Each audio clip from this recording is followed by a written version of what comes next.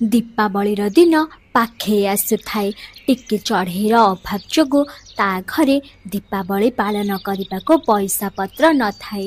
ଟିକେ ଚଢ଼େଇ ତା ସ୍ୱାମୀ ଟୁନାକୁ କହେ, ଟୁନା, ଏ ବର୍ଷ ଆମେ ଦୀପାବଳି କେମିତି ମନେଇବା? ଘରେ ତ କାଣି କଉଡ଼ିଟିଏ ନାହିଁ।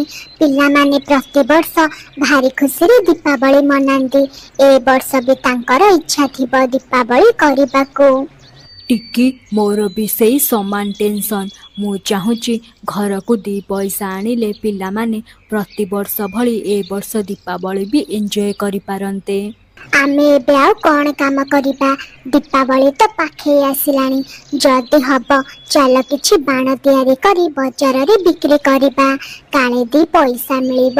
ହଁ ଟିକି, ଏ ଆଇଡ଼ିଆଟା ଠିକ୍ ଅଛି। ଆମେ କିଛି ବାଣ ବିକ୍ରି କରିଦେବା, ଆଉ ସେ ପଇସାରେ ଦୀପାବଳି ମନେଇବା। ଆଉ ବାଣ ତିଆରି କରି ଆମେ ଦୀପାବଳିଟା ବି ମନେଇ ପାରିବା। ସେ 2 ଜଣ ନଦୀ କୂଳରେ ବସି ଏମିତି କଥା ହେଉଥାନ୍ତି। ତାଙ୍କ